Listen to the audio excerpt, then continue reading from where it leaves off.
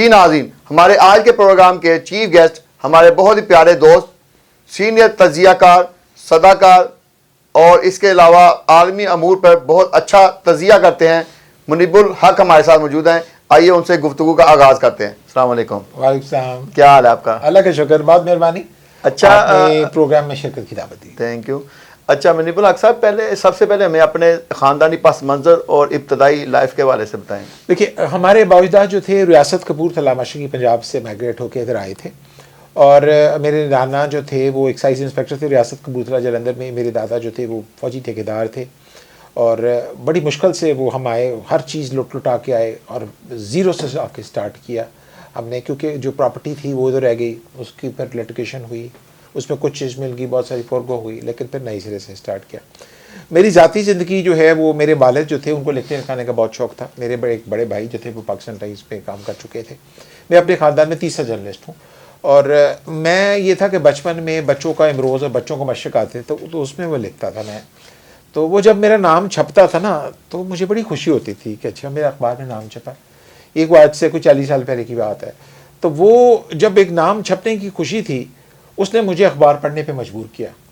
تو وہ میرے والد مرحوم مجھے کہتے تھے کہ تو اخبار اس طرح پڑھ دیں، تو اسمبلی جا کے بیان دینا۔ اچھا۔ تو مجھے وہ میری اماں جو تھی والی والدہ کبھی کبھار سے ناراض بھی ہوتی تھی، لیکن وہ جو شوق ہے وہ مجھے جرنلزم میں لے آیا۔ 31 جولائی 1996 کو میں نے اپنا جرنلزم سے اسٹارٹ لیا۔ اپنی تعلیم مکمل کرنے کے بعد میں مختلف اخبارات کے ساتھ بطور سب ایڈیٹر، ٹرانسلیٹر اور جو ہے وہ منسلک رہا پچھلے 1995 سے غالباً 2004-05 تک 9-10 سال میں رہا۔ لیکن جس وقت الیکٹرانک میڈیا آیا تو میں نے کہا کہ بھئی یہ تو اب سوئچ کرنا پڑے گا، کیونکہ الیکٹرانک میڈیا ہر چیز کو لپیٹ رہا تھا۔ جیو اور اے آر وائی جو تھے یہ کسی کو کھڑا نہیں ہونے دیتے تھے۔ ہم جب اگلے دن جاتے تھے دفتر تو ہمیں اپنی بنائی ہوئی خبریں جو تھیں وہ پرانی لگتی تھیں، کیونکہ رات کو جو خبر چھپتی ہے صبح اخبار آنے تک وہ بالکل اس میں کئی تبدیلیاں آ چکی ہوتی ہیں۔ تو وہ میں نے سوچا کہ جی اب شفٹ کیا جائے۔ تو فرحت عباس شاہ ایک ٹی وی چلاتے تھے، پنجاب ٹی وی، تو مجھے وہ جانتے تھے، تو میں ان کے پاس گیا تو انہوں نے کہا بھی تم آ جاؤ، تمہیں کوئی ضرورت نہیں ہے اس کی آڈیشن کی، لیکن پروگرام پنجابی جی کرنا۔ میں کہا صاحب بسم اللہ، میں کہا جی پنجابی جی کر لینے۔ تو وہ ایک پروگرام تھا پنجاب راؤنڈ اپ 25 منٹ کا، تو اس میں مختلف شخصیات کے انٹرویو کرنے تھے پنجابی میں۔ تو اس وقت 2003 میں ایک نیا تجربہ تھا۔ خیر وہ اللہ کا فضل ہے، وہ میں نے 6 ماہ میں کیے، اور 6 ماہ کرنے کے بعد میں نے کہا کہ بھئی یہ اب پنجابی کی بجائے اب ہمیں اردو ہماری قومی زبان ہے تو ہمیں سوئچ کرنا چاہیے۔ تو وہ پھر میں اس سے سوئچ کر کے آ گیا۔ پھر دن کا ٹی وی آیا، میں نے دن کے لیے کام کیا۔ دن ٹی وی میں میں نے کلدیپ نائر کا انٹرویو کیا، جس کو بڑی شہرت ملی۔ وہ الیکٹرانک میڈیا میں میری باضابطہ آمد تھی۔ اس کے بعد 2006 سے آج 2014 ہے، میں دنیا نیوز کا فاؤنڈر اسٹاف ممبر ہوں، 8 سال میں نے کام کیا۔ لیکن یہاں مجھے افسوس سے کہنا پڑتا ہے کسی ورکر کی قدر نہیں ہے۔ الیکٹرانک میڈیا کا کلچر ہے کہ استعمال کرو پھینک دو، میرا خیال ہے یہ مناسب نہیں ہے۔ جو ورکر جس نے آپ کو زندگی کا بہترین حصہ آپ کو دیا ہوتا ہے، آپ کو اس کے ساتھ ایسا نہیں کرنا ہے۔ لیکن انفارچونیٹلی یہ کلچر ہی ایسا بن گیا ہے۔ اچھا، اس دوران میں پھر ریڈیو پاکستان میں گزشتہ 4 سال سے صداکار بھی ہوں، مختلف پروگرامس میں جاتا ہوں اور ابھی جاتا ہوں، اور گو اس کے حالات اچھے نہیں ہیں۔ پاکستان ٹیلی ویژن کے ساتھ بھی میں نے کام کیا۔ پھر انڈیا کا ایک سیٹ اپ تھا سہارا عالمی میگزین، اردو کے لیے اس کے ایڈیٹر تھے سراج نقوی۔ ان سے کو غالباً 10 سال پہلے میری ملاقات ہوئی تو انہوں نے کہا کہ آپ ہمارے لیے لکھیں، لیکن ہم چونکہ ہمارے یہاں صورتحال ایسی ہے کہ انڈین کرنسی پاکستان میں آ نہیں سکتی، تو ہم آپ کو پیسے نہیں دے سکیں گے، لیکن اگر ہمارا کوئی آنا ہو تو کسی کے ہاتھ بندے کو بھجوا دیں گے۔ لیکن 6 ماہ میں نے لاہور کی کلچر ڈائری لکھی عالمی سہارا کے لیے، اور وہی بات ہے کہ جب وہ عالمی سہارا میں دلی میں اور ہندوستان میں وہ میرا نام منیب الحق چھپتا تھا، لاہور سے منیب الحق سے، تو مجھے بڑی خوشی ہوتی تھی۔ پیسوں کا کوئی مسئلہ نہیں تھا، اتنے بڑے سیٹ اپ کا حصہ بن جانا بطور فری لانسر ہے تو میرے لیے بڑی خوشی کا باعث ہے۔ تو مختلف تجربے ہوئے، رپورٹنگ بھی کی، میں نے کالم بھی لکھے، اور میں نے ہندوستان کے لیے بھی لکھا۔ میں ہندوستان گیا بھی، وہاں بھی میں نے میرے پر ایک پیکج بھی بنایا انہوں نے۔ تو مختلف تجربے رہے، لیکن مجموعی طور پر جو یہ سفر ہے گزشتہ 24-25 برسوں کا، یہ بہت خوشگوار ہے۔ اچھا، آپ یہ بتائیں کہ آپ نے خبریں سے پرنٹ میڈیا سے آغاز کیا اور الیکٹرانک میڈیا میں پاکستان کے قومی جو ہے پی ٹی وی پہ بھی، ریڈیو پہ کام کیا، تو آپ کو زیادہ مزہ پرنٹ میڈیا میں آیا یا الیکٹرانک میڈیا؟ نہیں، دیکھیے، جو اگر آپ نے صحافت کرنی ہے تو آپ کو سٹارٹ پرنٹ میڈیا سے ہی لینا چاہیے، کیونکہ پرنٹ میڈیا آپ کو خبر بنانی سکھاتا ہے۔ اگر آپ کو خبر بنانی آ گئی تو پھر آپ کہیں مار نہیں کھائیں گے۔ اگر آپ کو خبر بنانی نہیں آئی تو پھر آپ ساری عمر اسٹرگل کرتے رہیں گے. میں بطور ورکر کے طور پر میں نے اپنی خبر بنانے میں تھوڑی سی مہارت حاصل کر لی, لیکن وقت کے ساتھ ساتھ اس میں بہت سی تبدیلیاں آئیں. مثلا آج کے سب جو میڈیا ہے اس کا سب سے بڑا جو ڈرا بیک ہے وہ یہ ہے, کوئی فالو اپ نہیں ہے, کوئی واٹس ایپ اس میں انویسٹیگیشن نہیں ہے. ہم روٹین کی خبریں جا کے لیتے ہیں کہ نواز شریف نے یہ کہا, بینظیر نے یہ کہا, مشرف نے یہ کہا, عمران خان نے یہ کہا, فلانے نے یہ کہا, فلانے نے وہ کہا. اچھا فلانے کے نے کیوں کہا, اس کا پس منظر کیا ہے وہ ہمیں پتہ نہیں ہوتا. تو آج کا جو صحافی ہے وہ پڑھتا لکھتا بالکل نہیں ہے, میرے سمیت. وہ جو اس کے منہ میں آتا ہے وہ کہہ دیتا ہے, اور جب اس کو کچھ مشکل میں آتا ہے تو وہ معذرت کر لیتا ہے. میرا خیال ایسا نہیں ہونا چاہیے. صحافی کو بہت پڑھنا چاہیے. اس کو اگر وہ الیکٹرانک میڈیا میں کام کرا تب بھی اس کو آنے سے پہلے, دفتر آنے سے پہلے سارے اخبارات اس کو پڑھنے چاہیے. اس کو پتہ ہونا چاہیے ایشوز کیا ہیں. خاص طور پر نیوز کاسٹرز کے لیے, پروگرام اینکرز کے لیے بہت ضروری ہے کہ وہ جس موضوع پر بات کرنے جا رہے ہیں اس کے بارے میں ان کو مکمل جانکاری ہو, اور تاکہ ان کے منہ سے کوئی ایسی بات نہ نکل جائے جو کہ بعد میں شرمندگی کا باعث ہو ان کے لیے یا ان کے ادارے کے لیے. اچھا, آپ کا ملکی جو حالات اس پہ بھی آپ تجزیہ نکالیں, لیکن عالمی امور پر بھی بڑی آپ کی پکڑ ہے. اس حوالے سے آپ بتائیں کہ آپ انٹرنیشنل امور کے حوالے سے کیسے. دیکھیے انٹرنیشنل امور کے لیے ضروری ہوتا ہے. مثلا اس میں میں نے ہمیشہ پچھلے 20 سالوں سے کوشش کی کہ ہندوستان کو میں بڑے غور سے پڑھوں. ہندوستان میں نیٹ پہ میں سرچنگ کرتا ہوں. اس کے علاوہ کوشش یہ ہوتی ہے کہ ہمارے اخبارات میں جو اداریے چھپتے ہیں یا جو ایسے آرٹیکل چھپتے ہیں جو انڈیا کے بارے میں, تو ان کا میں ریکارڈ بنا لیتا ہوں. اب میرے پاس کوئی غالباً 250 سے 300 کالمز ہوں گے جو صرف انڈیا کے بارے میں ہمارے اخبارات کے لکھے ہوئے. تو وہ میں نے نوٹس بنا لیتا ہوں. جس طرح کہ میں نے آپ سے گزارش کی کہ میں ایک چینل کے لیے ہر ہفتے کے ہفتے ایک پروگرام بھی کرتا ہوں, تو وہ جو اہم ایشوز ہوتے ہیں ان کی میں نوٹس بنا لیتا ہوں کہ بھئی یہ ایشو ہے. مثلا آج کل کسانوں کی تحریک ہے, اس کی میں نے نوٹس بنائے ہوئے کہ 3 جو قوانین بنائے ہیں وہ کیا ہیں. تو اس سے مجھے ایشوز کو سمجھنے میں آسانی ہو جاتی. جب ایک آپ کو ایشوز سے سمجھنے میں آسانی ہو جائے تو پھر اس پہ آپ اپنا تبصرہ کر سکتے ہیں. بنیادی بات نئے آنے والوں کے لیے یہی ہے کہ وہ سب سے پہلے ایشوز کو سمجھیں. ایشوز کو اگر وہ سمجھ لیں گے کہ مسئلہ کیا ہے تو ان کو سمجھ آ جائے گی کہ مسئلے کا حل کیا ہے. اگر آپ کو مسئلے کی سمجھ نہیں ہوگی تو پھر آپ کو مسئلے کا حل بھی نہیں معلوم کرے گا. لیکن یہ سب کچھ پڑھنے لکھنے سے ہوتا ہے. مطلب میں گزشتہ کوئی 20 سال سے روزانہ 4 سے 5 گھنٹے پڑھتا ہوں. اچھا, کن امور پہ آپ زیادہ پڑھتے ہیں؟ اور بین الاقوامی امور پر کشمیر میرا فیوریٹ سبجیکٹ ہے, ہندوستان میرا فیوریٹ سبجیکٹ ہے, پاکستان اور خطے کے حالات میرا فیوریٹ سبجیکٹ ہے. لیکن میں عالمی امور پر بھی بطور ایک ادنا طالب علم کے اس پر نظر دوڑاتا رہتا ہوں. آج امریکہ کی جو صورتحال ہے اس پر بھی میں صبح میں نے اخبارات پڑھے تھے, میں نے اپنے نوٹس بنائے. جو ٹرمپ نے ادھم مچایا ہوا ہے کہ ٹرمپ کے حامیوں نے وائٹ ہاؤس میں دعویٰ بولا, انہوں نے کانگریس پر حملہ کیا جس کی وجہ سے وہاں پر ایمرجنسی لگانی پڑی اور پولیس کو آ کے, قانون نافذ کرنے والے اداروں کو آ کے مظاہرین پر قابو پانا پڑا. تو اصل بات یہ ہے کہ جو اچھا اخبار نویس ہے وہ جتنا پڑھے گا اس کی گفتگو میں, اس کی تحریر میں, اس کی شخصیت میں اتنا نکھار رہے گا. اچھا, ایک تو آپ کا سیاسی امور میں بڑی پکڑ ہے, دوسرا آپ کلچر میں بڑا اچھا لکھتے ہیں اور آپ نے بہت سارے پروگرام کیے, بہت سارے جو کلچر سے ریلیٹڈ لوگ ہیں آپ کے دوست ہیں. اس حوالے سے میں بتائیں. دیکھیں بات یہ ہے کہ اگر آپ ہم وقت سیاست میں بات کرتے رہیں گے تو دوست کہتے ہیں بھائی تمہیں اس کے علاوہ کچھ نہیں آتا, وہ ان کا جو ہے شکوہ بجا ہے. تو اس لیے میں نے کوئی لائٹر ایشوز پہ بھی بات کرنی شروع کی. حسن عسکری جو ہے وہ بڑے مشہور لیجنڈ ڈائریکٹر ہیں, ان سے میری اچھی خاصی یاد اللہ ہے. اس کے علاوہ اور بھی جتنے دوست ہیں, خاص طور پر کلاسیکل گائیکی مجھے بڑی پسند ہے, اور ایک بڑے مشہور کلاسیکل گائک ہیں استاد فتح علی خان حیدرآبادی, حیدرآباد سے ان کا تعلق ہے, تو وہ ہمارے فیملی ممبر کی طرح ہیں. تو کوشش تو یہ ہے کہ ہم وقت سیاست نہ ہو, کچھ لائٹر ایشوز میں کام ہو. اس لیے سنیما, پاکستانی سنیما کا ریوائول میرے پاس کوئی جب بھی کبھی اختیار ہوا تو میں سنیما کی بحالی کے لیے کچھ کروں گا. اچھا, آپ یہ بتائیں کہ آپ فارغ وقت میں کیسی کتابیں زیادہ تر پڑھتے ہیں؟ دیکھیے فارغ وقت میں زیادہ تر تو میں پڑھتا ہوں آٹوبایوگرافیز. مثلا نیلسن منڈیلا کی آٹوبایوگرافی مجھے بڑی پسند ہے, اور کائزم کے بارے میں جو کچھ لکھا گیا ہے وہ مجھے خاصی کتابیں میں نے پڑھی ہیں. اور سب سے جو میری فیوریٹ پرسنالٹی ہے وہ کائزم محمد علی جناح ہے, کیونکہ اگر آپ نہ ہوتے تو پھر شاید ہم کسی بنیے کے گھر منشی ہوتے یا اس کے برتن صاف کر رہے ہوتے. تو آپ کی وجہ سے جو ہے ہم میڈیا پرسن ہیں, آپ کی وجہ سے جو ہے ان کی وجہ سے ہم جو ہے وہ اتنی فریلی جو ہے وہ رہ رہے ہیں. ورنہ ہندوستان کے مسلمان کی میں نے حالت دیکھی ہے, بہت تکلیف تھے, بہت بدتر. اور ہندوستان کے مسلمان کو میں نے ہندوستان کے ہندو سے زیادہ پاکستان کا مخالف پایا. اچھا, آپ یہ بتائیں کہ آپ نے پاکستان میں جمہوریت بھی دیکھی, مارشل لا بھی دیکھے, اور خاص طور پہ نواز شریف اور بینظیر اور خاص طور پہ پیپل پارٹی کی سیاست کو بڑی قریب سے دیکھا. تو ان دونوں جماعتوں کے حوالے سے اور اس سے پہلے جتنے حکمران آئے ان کے اگر انداز حکمرانی کو ہم دیکھیں تو آپ کو کون سا حکمران جو ہے نا وہ پسند آیا؟ دیکھیے آپ نے مختلف حکومتوں کے درمیان موازنے کی بات کی ہے جو میں آپ کا سوال سمجھ پایا.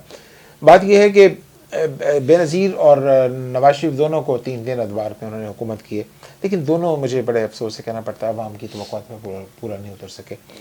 انہوں نے اپنی حالت تو ضرور بہتر بنائی ہے، لیکن عوام کے لیے دونوں کو جو کچھ کرنا چاہیے تھا وہ انہوں نے نہیں کیا. میری ناقص رائے یہ ہے کہ بے نظیر اور خدا کے پاس وہ چلی گئی ہیں اور نواز شریف دونوں نے عوام کو مایوس کیا ہے. باقی آپ نے بات کی ضیاء الحق کی اور ماشاء اللہ حکومتوں کی، تو ماشاء اللہ تو ہوتا ہی ہے عوام کے حقوق کی نفی. ماشاء اللہ سے آپ کیا توقع رکھی جائے؟ مثلاً مجھے یاد ہے کہ جب جنرل ضیاء نے ریفرینڈم کروایا تھا 1984 میں، تو میں اس وقت انٹر کر رہا تھا. وہ میں باہر نکلا ہوں تو میں نے دیکھا سڑکوں پر ہو کا عالم تھا. مطلب الیکشنز پہ آپ دیکھیں پتہ لگتا ہے کہ جو ایکٹیویٹی ہوتی ہے کوئی ہو کا عالم تھا. اور اگلے دن جب میں نے اخبار پڑھا تو میں نے دیکھا کہ ضیاء الحق جو ہے وہ 95% ووٹوں سے جیت گئے. تو وہ دن اور آج کا دن اکثر میں دیکھتا ہوں کہ یہ اس قسم کے ریفرینڈم نے پاکستان کا بیڑا گرک کیا ہے. لیکن ہمیں امید رکھنی چاہیے کہ اللہ تعالیٰ جو ہے وہ پاکستان پر اپنی رحمت نازل کرے گا اور حالات جو ہیں وہ کچھ بہتر ہوں گے. اور جمہوری عمل جوں چلے گا، جو پیسہ میں تو بہتر لیڈرشپ آتی جائے گی. پاکستانی جمہوریت جو ہے وہ انفارچونیٹلی 2-3 خاندانوں کے گرد گھوم رہی ہے. یہ جب تک اس گھن چکر سے باہر نہیں نکلے گی کچھ معاملات بہتر نہیں ہوں گے. لیکن امید ہمیں یہ کرنی چاہیے جمہوری عمل میں تسلسل ہو گیا تو کچھ حالات بہتر ہو جائیں گے. اچھا، عمران خان کی حکومت کو آپ کیسا پا رہے ہیں؟ اور عمران خان کے جو اس سے پہلے 22 سال کی جو کوششیں تھیں جو ان کو وزیر اعظم تک لائیں، اس حوالے سے آپ کا کیا رائے؟ آپ دیکھیے عمران خان جب اپوزیشن میں تھے تو وہ اور طرح کے تھے، اور اب جب وہ حکومت میں ہیں تو وہ اور طرح کے ہیں. ٹھیک ہے، لیکن میں یہاں آپ کو بتاتا چلوں کہ ابھی 2.5 سال ہوئے ہیں. اچھا 2.5 سال تک ان کی جو پرفارمنس ہے بلو ایوریج ہے، لیکن ہمیں چونکہ ان کا مینڈیٹ 5 سال کا ہے، ہمیں ان کو 5 سال کے لیے موقع دینا چاہیے. اور جس طرح کہ ان کو خود بھی فکر ہے، انہوں نے پچھلے دنوں کہا بھی ہے کہ بھی آدھی مدت میری گزر گئی اور آدھی میری رہتی ہے. دیکھنا مجھے یہ ہے کہ آئندہ 2.5 سالوں میں نہیں عوام کے لیے کیا کرتے ہیں.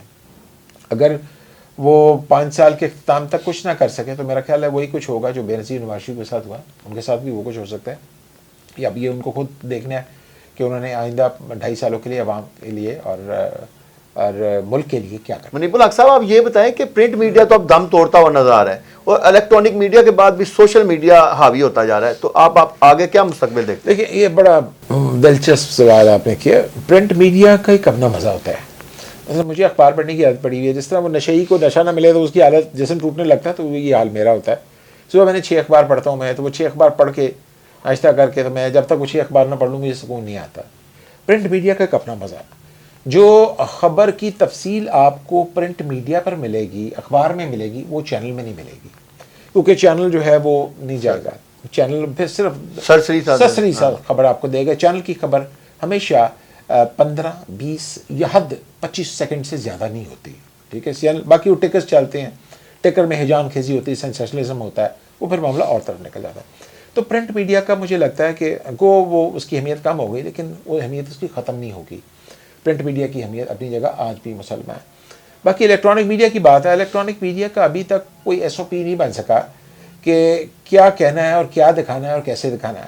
اب وہ ابھی الیکٹرانک میڈیا بھی 18-19 سال کا ہو گیا، بالغ تو ہو گیا وہ بھی، لیکن بالغ ہونے کے بعد جو میچورٹی آنی چاہیے تھی الیکٹرانک میڈیا میں وہ نہیں آئی.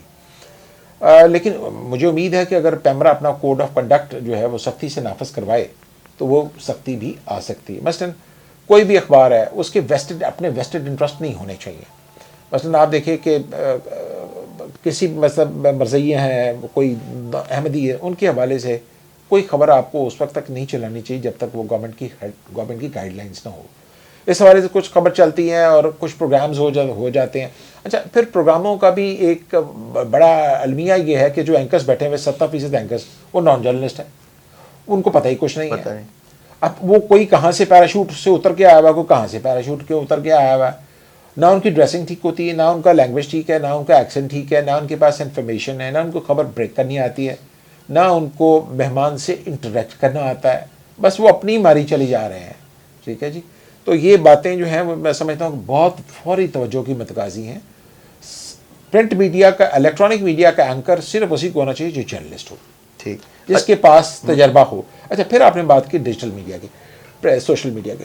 ہاں سوشل میڈیا پر ڈیجیٹل میڈیا جو ہے اس کا لیے بھی ایک لایا، یعنی کہ میرے پاس موبائل ہے، میں موبائل پہ جو جس کا دل کیا جس کے دل کیا میرے بےزتی ہوگی.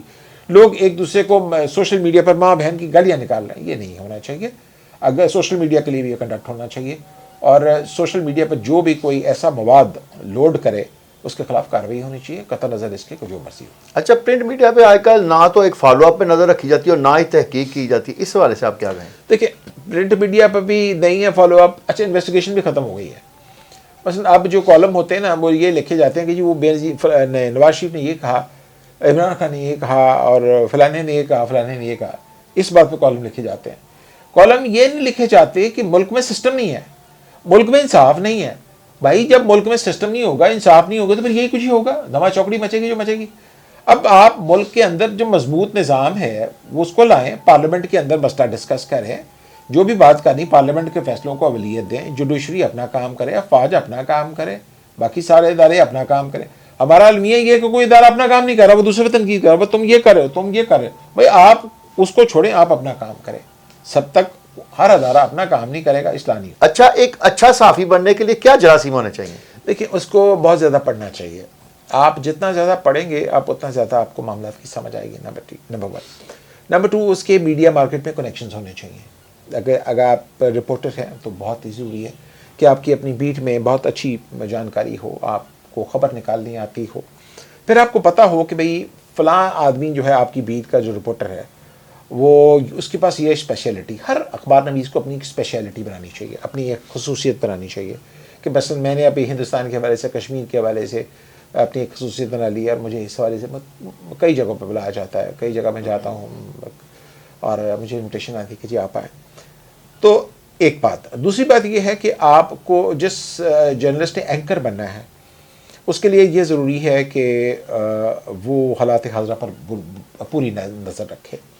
اور حالات حاضرہ پر اگر آپ کی نظر ہوگی اور آپ گڈ لکنگ ہوں گے تو ڈیفینیٹلی آپ کو لوگ دیکھیں گے, آپ کی آڈینس ہوگی, آپ کا پروگرام دیکھا جائے گا. لیکن افسوس پھر میں یہی کہوں گا کہ ایسے لوگ اینکرز بنے ہوئے ہیں جو ڈیزرو نہیں کرتے, اور پیمرا کو اس بارے میں اپنی ایک پالیسی ہونی چاہیے کہ اینکر بننے کے لیے میں سمجھتا ہوں کم از کم 15 یا 20 سال کا تجربہ جو ہے لازمی قرار دیا جائے. اب BBC دیکھیں, امریکنز چینل دیکھیں, بس سارے بڈھے بڈھے بیٹھے ہوتے ہیں اور وہ اچھے والے مہمان کو مصیبت میں ڈال دیتے ہیں. اچھا منیر بھائی, آپ نے بتایا کہ گڈ لکنگ ہونا چاہیے, تو آپ بھی گڈ لکنگ ہیں, تو آپ کو جوانی میں عشق تو ہوئے ہوں گے؟ بڑے ہوئے. یہ عشق, دیکھیں عشق کے بغیر آپ مکمل نہیں ہوتے. بالکل. اگر آپ عشق نہیں کریں گے نا تو آپ کو دنیا کی سمجھ نہیں آئے گی. دنیا کی سمجھ کے لیے عشق کرنا ضروری ہے. اب وہ یہ بھی عشق کا کامیاب ہونا یا نہ ہونا جو ہوتا ہے یہ بھی قدرت کی مرضی سے ہوتا ہے. تو ضروری نہیں کہ ہر عشق کیا جائے اور ہر عشق کامیاب ہو, لیکن ہر عشق جو اگر عشق کامیاب نہ بھی ہو نا تو اس کا بڑا فائدہ یہ ہوتا ہے کہ وہ جاتے وقت آپ کو کوئی نہ کوئی سبق ضرور دے کے جاتا ہے. اور کتنے کے عشق ناکام ہوئے دیکھیں یہ عشق جو ہوتے ہیں نا, یہ عشق کیا نہیں جاتا ہے, ہو جاتا ہے, مطلب یہ ہو جاتا ہے. مطلب آپ کسی اپنے کام سے گئے, وہ آگے سے آ کے متھے لگ گئی ہے, اس نے کوئی آپ سے کوئی مانگ لیا ہے, تو وہ بعد میں آپ کو پتہ لگا کہ وہ کبوتر والا حال ہو گیا کہ اس نے پوچھا جہانگیر نے انارگلی سے کہ بھئی تمہیں 2 کبوتر میں دے کے گیا تھا, تو وہ ایک کبوتر ہے, دوسرا کدھر ہے؟ اس نے کہا اڑ گیا. اس نے کہا کیسے؟ اس نے کہا ایسے. اسی طرح تو بس وہ ایسے ہی ہوئے کچھ, اور وہ وقت نے پھر حالات نے پھر ایسے ایسے مسائل پیدا کیے کہ وہ سب کچھ وقت کے ساتھ ہی بہ گیا. اچھا, آپ کی شادی لو افیئر ہوئی یا ارینج میرج؟ لو میرج ہوئی. اچھا. لیکن وہ انفارچونیٹلی چلی نہیں. تو بس یہ بھی قدرت کی دین ہے کہ بھائی وہ نہیں چل سکی, تو کوئی بات نہیں تھی. اچھا, آپ میوزک کیسا سنتے ہیں؟ میں کلاسیکل میوزک سنتا ہوں, اور کلاسیکل میوزک مجھے بڑا پسند ہے. خاص طور پر عبدہ پروین میری بڑی کمزوری ہیں, اور مہدی حسن صاحب کی کیا بات ہے, اور ہندوستان میں جگجیت سنگھ اور چترا سنگھ, اور حتیٰ کہ ایک بہت پرانے جانے والے بڑے مہان گلوکار گزرے ہیں بھوپین ہزاریکا. بھوپین ہزاریکا کو بھی میں سنتا ہوں, اور جو بڑے غلام علی خان ہیں ان کا تو کوئی جواب نہیں. اچھا, فلمیں دیکھتے ہیں اور کیسی دیکھتے ہیں؟ دیکھیں میں صحافت میں آنے سے پہلے فلم دیکھتا تھا, ہر ہفتے میں نے ویکینڈ پہ ایک فلم دیکھنی ہوتی. اب یہ جب ہم صحافت میں آئے تو اپنا ایسا ڈبہ بنا کہ مجھے خود بھول جاتا ہے کہ بھئی اچھا اب تو فلمہ کلچر ختم ہو گیا ہے. پچھلے 15 سال سے جو فلمہ کلچر ہے بالکل ختم ہو گیا. تمام سنیما آپ نے دیکھا کہ وہ تھیٹرز میں تبدیل ہو گئے. تو فلمیں میں ضرور دیکھا کرتا تھا. مثلاً جیمز بانڈ سیریز کی جو فلم لگتی تھی میری کوشش ہوتی کہ پہلے ہفتے اس کو میں دیکھوں. اور میں نے دیکھی بھی, خواہ وہ راجر مور کی فلمیں ہوں, وہ شان کونری کی فلمیں ہوں, ٹیموتھی ڈالٹن کی فلمیں ہوں, تو وہ بانڈ سیریز کی فلمیں بڑے شوق سے دیکھا کرتا ہوں. پھر اس کے علاوہ جو میری فیوریٹ ایکٹریس ہے وہ ہے شیرن سٹون اور جولیا رابرٹس. وہ کرش کس پہ ہوا آپ کو؟ دیکھیں کرش ہوا بروک شیلز پہ. اچھا. بروک شیلز پہ. بروک شیلز جو ہے وہ اسکرین پہ بہت اچھی لگی, اور لیکن پھر وقت کے ساتھ ساتھ پھر جو آپ کی چوائس ہے وہ بھی بدلتی ہے, اور اس وقت شیرن سٹون اچھی لگی. اچھا, آپ زندگی کو ایسا کوئی آپ کا ایم یا گول جو آپ اچیو کرنا چاہتے ہو اور ابھی تک نہیں کر سکے؟ دیکھیے میں یہ چاہتا ہوں کہ اگر میرے پاس اللہ میاں نے تھوڑے سے پیسے دیے تو میں ایک ادارہ کھولوں گا جس میں الیکٹرانک میڈیا کے جرنلسٹوں کو تربیت دی جائے گی کہ آپ نے how to be a good TV journalist.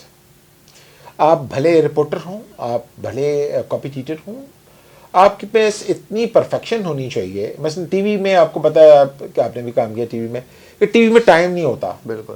آپ ٹیکر ٹیسٹ میں ہیں, آپ خبر بنا رہے ہیں, آپ اسکرین میں ہیں, آپ کو پلے سے ڈالنا پڑتا ہے, جس کو کہتے ہیں ہم پنجابی میں پلیوں پاؤ, جس تھیٹر میں اس طرح استعمال کی جاتی ہے پلیوں پاؤ. تو یہ پلے پاؤں والا کام جو ہے نا, وہ آج کل کی جو بریڈ ہے جرنلزم کی, پرنٹ اور الیکٹرانک میڈیا کے, بالکل میں اس سے مطمئن نہیں ہوں. میری خواہش ہے کہ میں ایک ادارہ قائم کروں جس میں صحافیوں کو بتایا جائے کہ جی ایمرجنسی بنیادوں پر فوری طور پر کس طرح کھٹک کر کے خبر بنائی جا سکتی. ٹھیک, ہماری خواہش ہے کہ اللہ تعالیٰ آپ کی یہ تمام جو خواہشات ہیں ان کو پورا کرے. بہت شکریہ آپ کا. Thank you. السلام علیکم. لاہور میں عالمی معیار کے ڈینٹل کلینک کا قیام. ڈینٹل کنفیشن میں دانتوں کے ہر طرح کے مسائل کا حل موجود ہے. اوورسیز پاکستانیوں کے لیے بہترین کلینک, جدید مشینری اور آلات سے لیس. بہار شاہ روڈ, جوڑے پل, کینٹ میں واقع ڈینٹل کنفیشن کلینک آپ کی خدمت میں پیش. Phone number 04236634747. Yunus Mobile, wholesale dealer. All mobile brands available. 25 years of trust. Address 29 Main Hall Road, Lahore. Phone 042-372-44485. Base Gulberg, Lahore. Phone 0423-575-6613 and 14.